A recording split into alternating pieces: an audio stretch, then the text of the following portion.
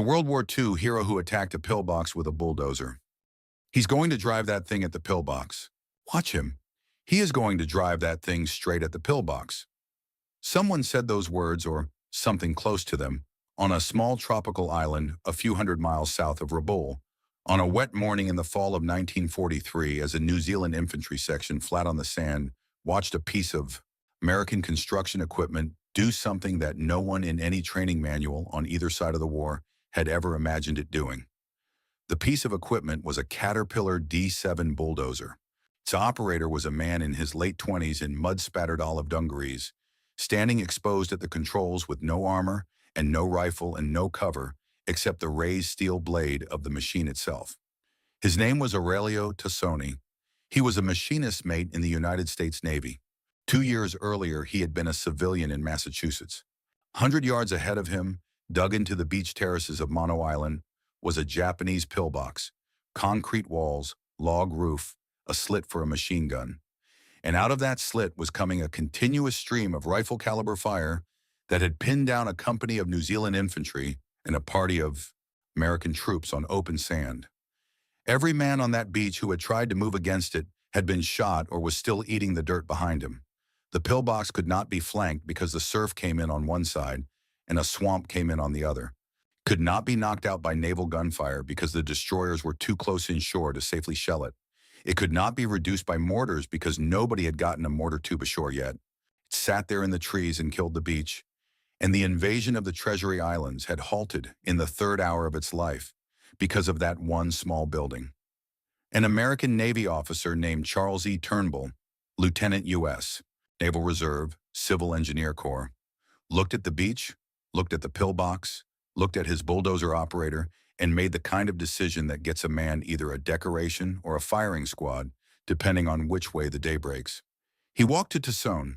He pointed. He said, according to survivors, something like, "Aurelio, that thing, take it out." Aurelio Tassone climbed up onto his dozer. He put it into gear. He raised the 11-foot steel blade in front of him so that it stood between his chest and the enemy, like the shield of a medieval knight. And in first gear, because a D7 does not have a second gear worth speaking of, he began slowly and with tremendous mechanical dignity to grind across the sand toward the pillbox that was killing the beach. The machine gun in the pillbox found him almost at once. Rounds began to strike the raised blade of the dozer and to spark off in the salt air. Tracers cut past his head. The bulldozer, being a bulldozer, did not care. It weighed roughly 19 tons. It burned diesel. It went forward. Behind the raised blade, Aurelio Tassoni crouched at his controls and drove. On the sand behind him, the New Zealanders and the Americans and the other Seabees of the 87th Naval Construction Battalion stopped shooting for a moment because they had never seen anything quite like this. They watched him. They watched the blade cross the last 20 yards. They watched him tilt the great steel plate down at the last second, like a boxer's chin coming into a punch. And they watched the bulldozer of the United States Navy drive itself, in first gear, through the front of a Japanese pillbox and grind the roof of it down into the earth. The fire stopped. The beach breathed. The invasion resumed. And if you had been standing on that sand and had turned around and looked back at the American landing craft and the piles of gear and the men in dungarees pouring off the boats with pipe wrenches and reels of cable and cases of dynamite and rolls of blueprints, if you had, in other words, understood what you were looking at, you would have understood something about the American war in the Pacific that Tokyo, for a very long time, refused to understand. Japan believed it was fighting the United States Marines and the United States Navy and the United States Army and the great looming warships and the aircraft factories back on the American mainland. It was fighting all of those, but it was also fighting something else that it had never fully considered a military threat and could not really see even now, driving through its pillboxes on a beach on the Treasury Islands. It was fighting 250,000 American plumbers, carpenters, electricians, welders, ironworkers, dozer operators, and pipe fitters, wearing Navy dungarees with a small round patch on the sleeve, showing a bumblebee holding a wrench and a Tommy gun. The men who had, in 18 months, built the entire physical body of the American Pacific War beneath the men who did the shooting. And to understand who those men were and where they came from and why one of them was willing to drive a bulldozer at first gear into a machine gun that morning on Mono Island, You have to go back a little less than 2 years to a very worried admiral in Washington, D.C. in the winter of 1941. Staring at a map of the Pacific, he did not have anywhere near enough men to fill. If they can't shoot back, they'll all be shot. We need men in uniform, and we need them yesterday. Something like that was said in the Navy Department in Washington in the winter after Pearl Harbor by a 50-year-old officer of the U.S. Navy Civil Engineer Corps named Ben Moreell. Ben Moreell had one of the most peculiar careers in the American Armed Forces. He was not a warrior in the classic sense. He did not command ships. He did not lead men in combat. He was a builder, an engineer by training and by disposition, a graduate of Washington University in St. Louis, commissioned into the small, unglamorous Civil Engineer Corps of the U.S. Navy in 1917 as the country entered the First World War. He had spent the next 20-odd years overseeing dry docks and fuel depots and shipyards and the enormous unromantic infrastructure that lets a modern Navy operate at all. 1937, he had been promoted to Rear Admiral and appointed Chief of the Bureau of Yards and Docks, the man responsible, in effect, for every fixed installation the U.S. Navy owned or would build. In the fall and winter of 1941, Moreell was watching the world with the particular horror of a man who understands supply. He was watching the German U-boat campaign in the Atlantic and the Japanese offensive in the Pacific, and he was doing an arithmetic problem in his head that most other people were not yet doing.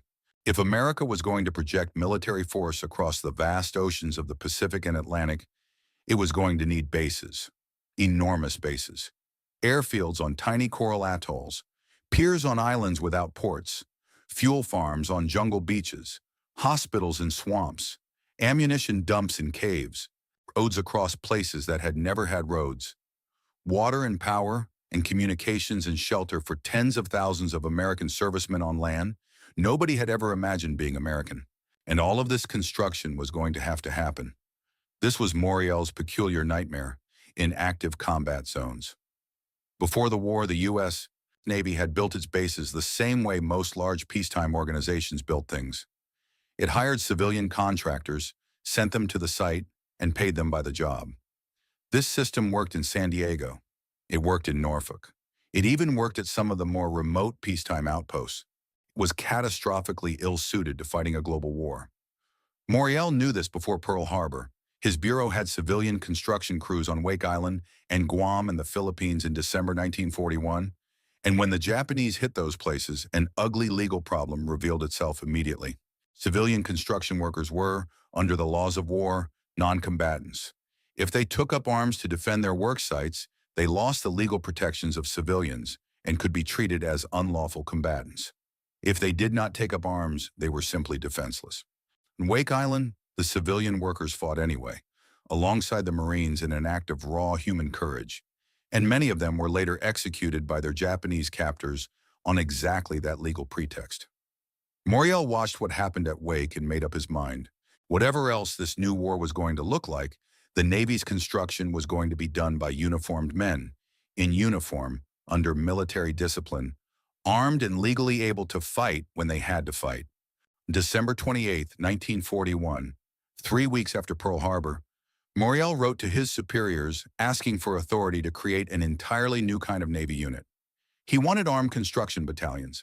He wanted them uniformed as sailors and organized on a naval model, but built around civilian construction expertise. Experienced tradesmen recruited straight from American job sites, in their 30s and 40s as much as their 20s, brought into the Navy at ranks reflecting their skill, and thrown to the beaches with the invading forces to build the physical war beneath the combat units. Washington argued, the Marine Corps was skeptical about a bunch of middle-aged plumbers wandering around its beachheads. The Army had its own engineer corps. The old Navy hands did not love the idea of an unorthodox new branch. Moreell patiently wore them down. On January 5, 1942, the first naval construction battalions were authorized. On March 5, 1942, the name Seabee, taken from the initials Seabee for Construction Battalion, and the bumblebee insignia were officially adopted. And on some late winter day in early 1942, in cities and small towns from coast to coast, American men with calluses on their hands and reading glasses in their shirt pockets began to see Navy recruiting posters unlike any recruiting poster their country had ever produced. Posters did not ask for young men. They asked for experienced men.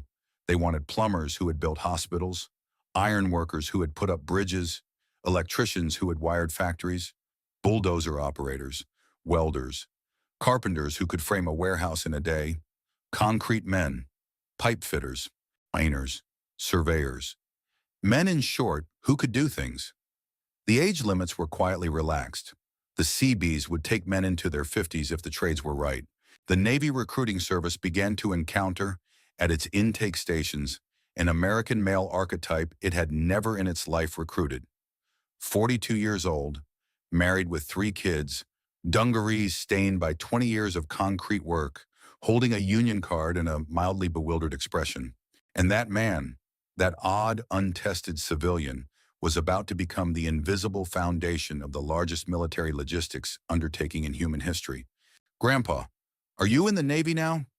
An American child said something like that in the summer of 1942 to a bewildered 40-year-old man in a Navy dungaree uniform, standing on the front porch of a house in Youngstown, Ohio, on the last day of his last leave before he shipped out for a beach he could not yet find on a map. He was, in fact, in the Navy now.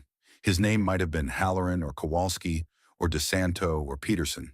He might have been a boilermaker at a steel mill for 18 years. He might have been a bricklayer in Modesto or an electrician in Newark or a diesel mechanic in Odessa, Texas. What he had in common with 200,000 other men who put on that same uniform in that same spring and summer of 1942 was that 6 months earlier he had been a civilian.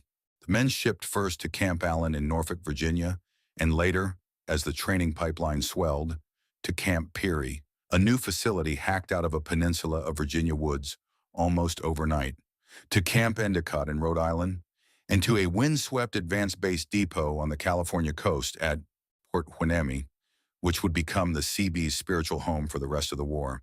The training they received was Navy at the bones. They learned to march, to salute, to drill with the standard issue .30 caliber M1 Garand rifle, and to shoot the Thompson submachine gun. But the training was calibrated for men who already knew how to do things. Average Seabee sitting in that first year's classroom already knew more about job site work than his instructors did. He didn't need to be taught how to read a blueprint. He had read 1,000. He didn't need to be taught how to pour concrete or hang a door or run a dozer or splice a cable. He had done those things for a living, for years, in weather that no soldier's manual had contemplated. What he had to learn in those training camps was how to do that work with a rifle propped against a stack of cinder blocks and a set of enemy positions 2 miles up the ridge. He had to learn to work at night, in the rain, with sand in his boots, on rations, with a Japanese aircraft loitering overhead, and in a form of job site thinking that no American construction crew had ever developed at scale. He had to learn to do all of this on a schedule set by an infantry unit that would land on the same beach 2 hours ahead of him and expect him to have the runway open by Thursday. The Navy discovered that spring and summer something that would define the Seabees for the rest of the war and for every American war that came after. When you take a mature, competent civilian tradesman, a man who has, in the private economy, been solving hard practical problems all his adult life, and you put him in uniform under military discipline and give him a mission that his particular 20 years of experience are precisely suited to solve, you get a soldier of a very particular kind. He is not the young infantryman. He is not the professional officer. He is a builder in uniform. And the sight of him arriving on a beach with his shirt off and a wrench in his hip pocket does something to the enemy morale that no one had quite predicted. At the same time, in a small paint studio at Naval Air Station Quonset Point, Rhode Island, a civilian file clerk named Frank J. Iafrate was drawing something on a piece of Navy stationery. Iafrate had been asked informally to try his hand at an insignia for the new construction battalions. He was not a soldier. He was a young Rhode Island Italian-American with a knack for cartooning, and he had heard the men joke about how the CB initials sounded like Seabee. He drew a bumblebee. He gave the bee a white sailor's Dixie cup cap, tilted rakishly. He put a wrench in one hand, a hammer in another, and a Thompson submachine gun in a third. He put the little bee on a red disc with a fouled anchor behind it. Someone at the Navy looked at it. Someone else laughed. And then someone in Washington, in the sober quiet of a naval bureaucracy at war, decided that this cheerful little bumblebee, holding a wrench and a Tommy gun, was exactly what a nation of American workingmen needed to see on the shoulder of the uniform that was about to send them across the Pacific. Insignia was adopted on March 5, 1942. Iafrate himself would later enlist in the Seabees and wear his own design. And the joke Iafrate had made, the joke that would become the truth of the whole Seabee War, was quiet and old. The bumblebee, by the aerodynamics of the 1940s, should not have been able to fly. Its wings, engineers said, were too small, its body too heavy. It should never have gotten off the ground. And yet it did, all summer, every summer, buzzing across every yard in America, doing the thing it was not supposed to be able to do, simply because it did not know it wasn't supposed to be able to do it. That was the Seabees, middle-aged men who should not have been able to build harbors in a week.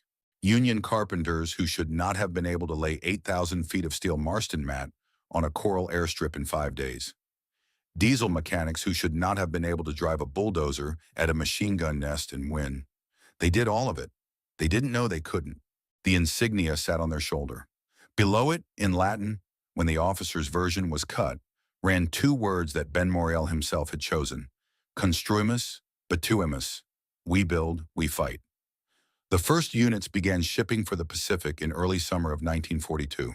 Get out of the hole and back on the strip, boys. The boss is coming home, and he needs a place to land.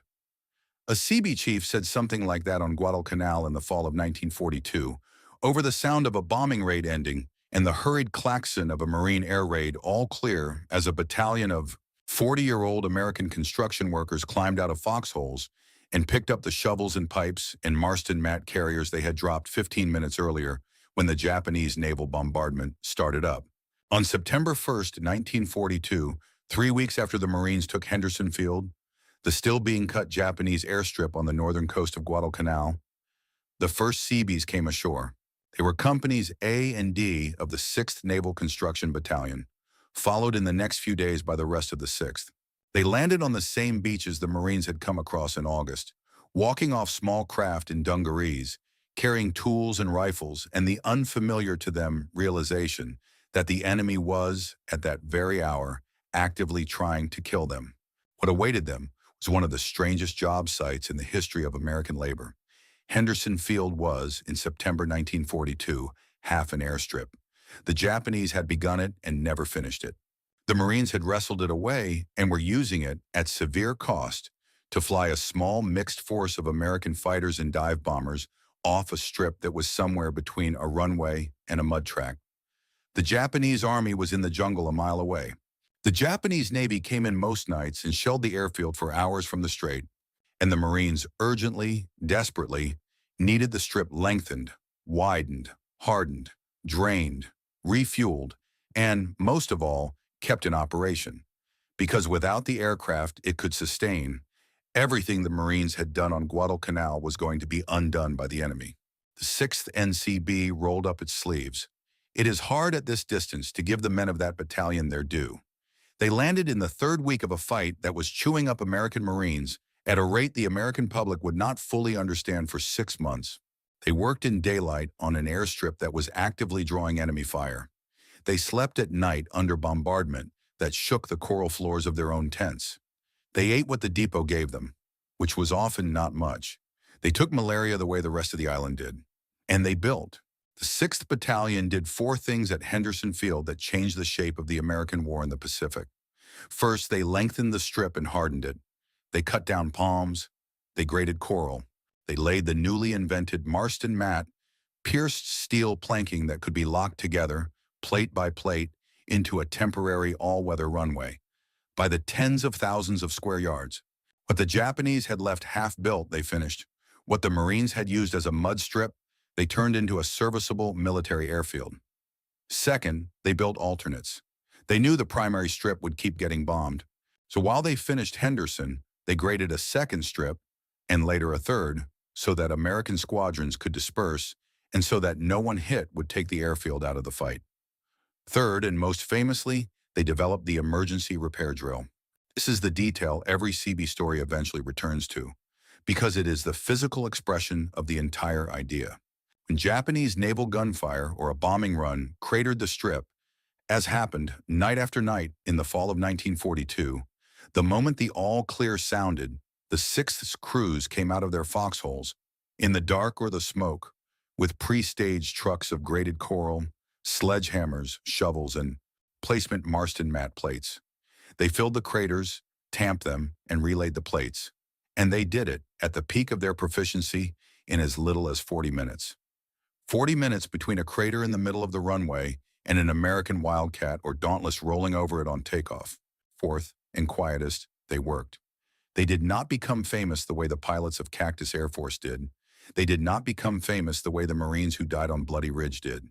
They did not, most of them, come home with medals on their chests. What they had was the pride of a job site well run, and a small, ferocious understanding that every one of those 40-minute repairs meant a squadron in the air. And every squadron in the air meant Marines alive. American pilots on Guadalcanal, who had every reason to know, referred to the 6th NCB with a particular species of affection that combat troops usually reserve for their own. They said the Seabees kept them flying. They said they'd have been sitting in the mud without them. They said in the Rise shorthand of a war that specialized in Rise shorthand that if the Bees could do it, it could be done. And the Japanese, who had planned the fall 1942 campaign on Guadalcanal, partly on the theory that they could bomb the airstrip out of operation and starve the Marine defensive air cover, discovered that they were fighting an enemy whose airstrip would not, in any meaningful sense, stay bombed. They cratered it at midnight. It was back in service by dawn. They cratered it at dawn. It was back by breakfast. The first Seabee reversal of the enemy's imagination had begun. The boss, in that chief's phrase, was any American aircraft in the air. He was coming home. He needed a place to land. And thanks to 100 middle-aged American tradesmen with shovels, there always was one. Turnbull, there's the pillbox. We've got to knock that out or we're going to lose the beach. A year and change after the 6th NCB began patching Henderson Field, on a different island, in a different phase of the American advance up the Solomons, Lieutenant Charles E. Turnbull of the 87th Naval Construction Battalion heard something like that from an officer on the sand at Mono Island, and turned and looked and saw the pillbox we met in Chapter 1. The context that fall of 1943 had shifted. Guadalcanal had been won. Bougainville was the next major target on the road to Rabaul. And in one of the sub-operations that supported the main Bougainville landing, Allied planners had decided to seize the tiny Treasury Islands, Mono and Sterling, for a radar station and a staging base. The ground assault would be carried out primarily by the New Zealand 8th Brigade, with U.S. Marine and Army elements, and with the 87th Naval Construction Battalion coming ashore behind the first wave to begin building the base almost immediately. Aurelio Tassoni was aboard one of the 87th's landing craft that morning.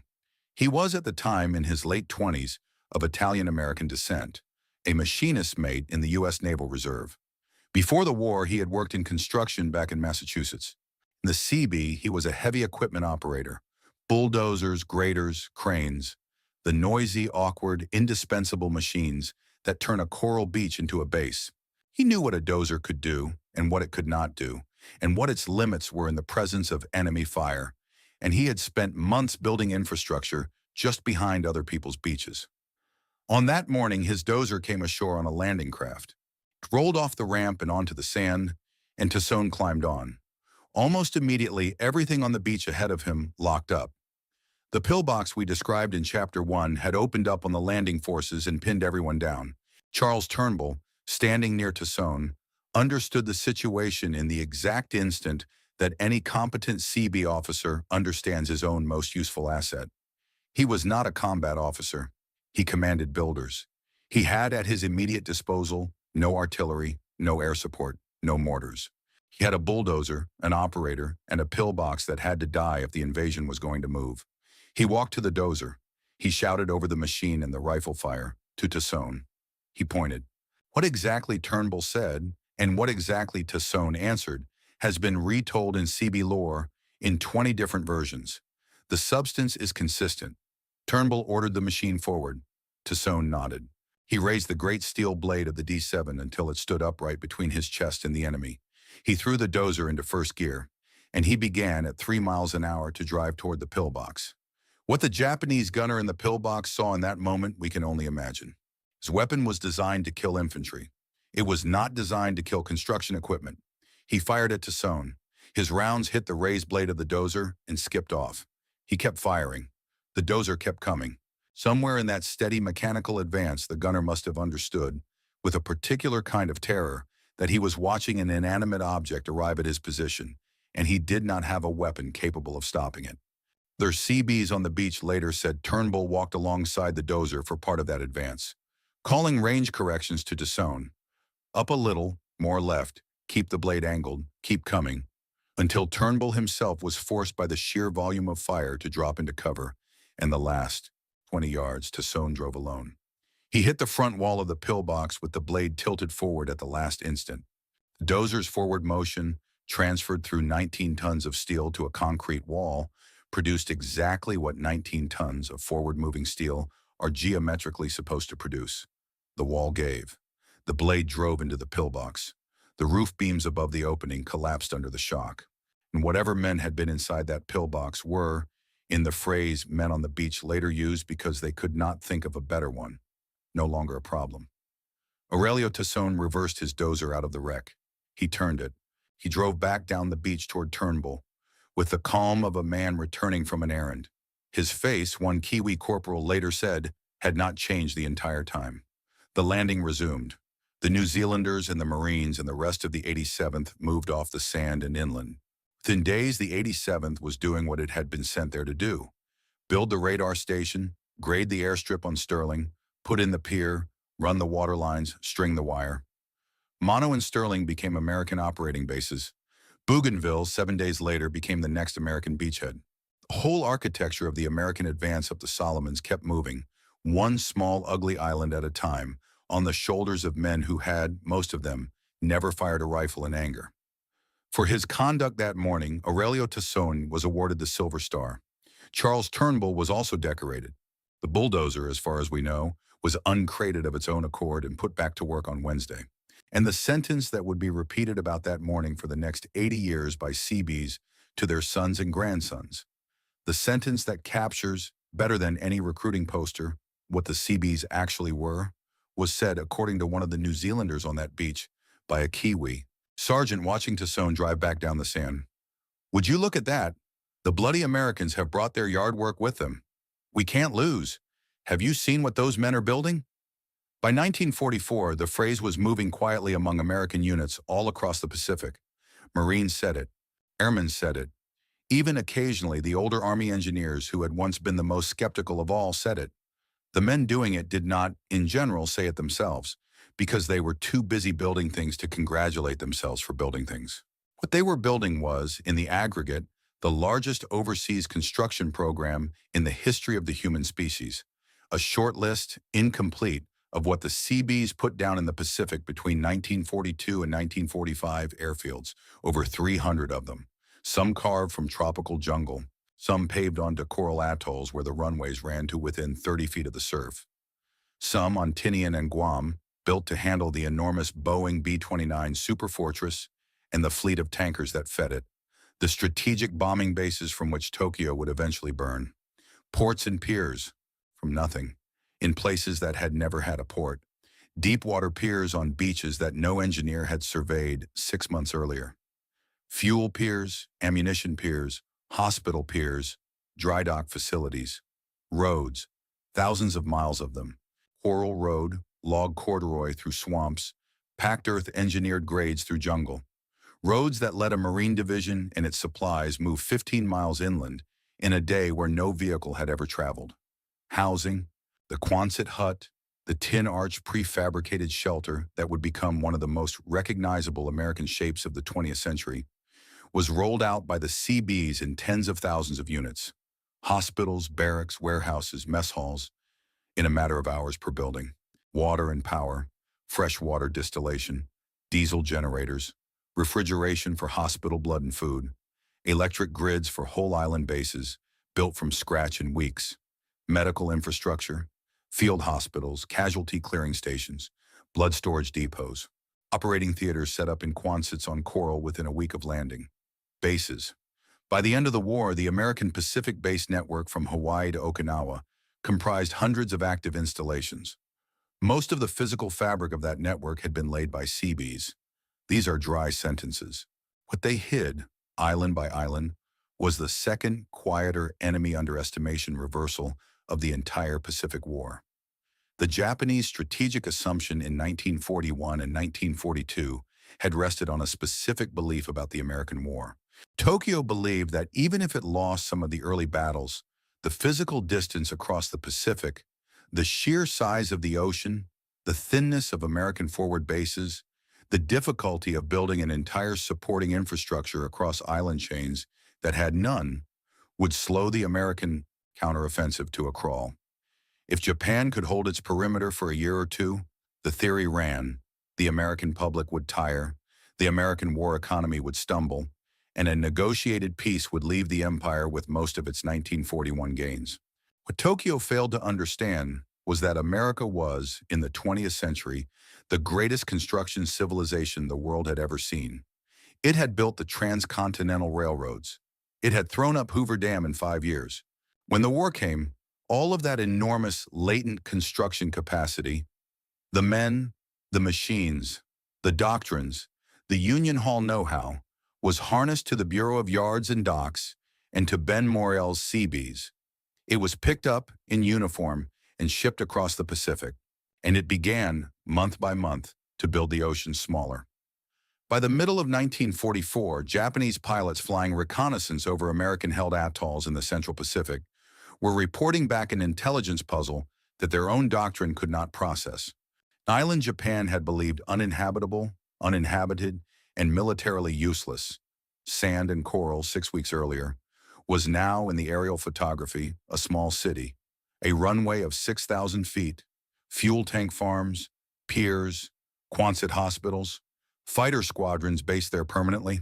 American power delivered, by construction, to a piece of the ocean where Japanese doctrine had said no American power could ever go. The Japanese officer who had said, before Pearl Harbor, that America could not sustain a Pacific War because the distances were too great, that officer, whoever he had been wrong not because he had misjudged American courage. He had misjudged American concrete. And in the fall of 1944, the American planners at SINCPAC were sketching out the final phase of the war against Japan. It would involve, they said, the seizure of one small volcanic island close enough to the Japanese home islands to serve as an emergency landing field for the strategic bombers hitting Tokyo. The island was, on their maps, a dot. It sat some 700 miles south of Japan, roughly midway between Guam and the Japanese mainland. Its name, transliterated from the Japanese, meant something like Sulphur Island, Iwo Jima, and the Seabees were going in with the first wave. They're calling in a wounded B-29, flap shot, low on fuel, 300-mile diversion. Can we get him down on number 1? A Seabee radio man said something like that inside a sandbag command post on Iwo Jima on the 4th of March, 1945.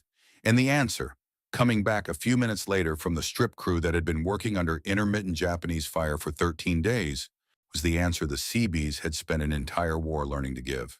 Yes, before we get to the B-29, we have to arrive on the beach. On the morning of February 19, 1945, 3 United States Marine divisions landed on the southeastern coast of Iwo Jima against a Japanese defense of unprecedented depth. The story of the fighting on Iwo Jima is not primarily the Seabees story. It belongs to the Marines who died on those terraces, and to the corpsmen who tried to keep them alive, and to the flag on Mount Suribachi. But the Seabees were on that beach too. 31st, 62nd, and 133rd Naval Construction Battalions came ashore in the first day with the assault in dungarees and M1 helmets, some with wrenches on their hips, and began immediately doing the job they had been sent to do. Odayama Airfield No. 1, the smaller of the 2 operational Japanese airstrips on the island, was captured in the first 48 hours of the invasion. It was cratered. Its aprons were shattered by the American pre-invasion bombardment. Its taxiways were mined. There were, in various parts of it, Japanese soldiers still shooting from tunnels underneath. It was, in the vocabulary of a modern airfield engineer, unusable. The Seabees looked at it. They took a breath. They started working. They worked in body armor. They worked with rifles slung.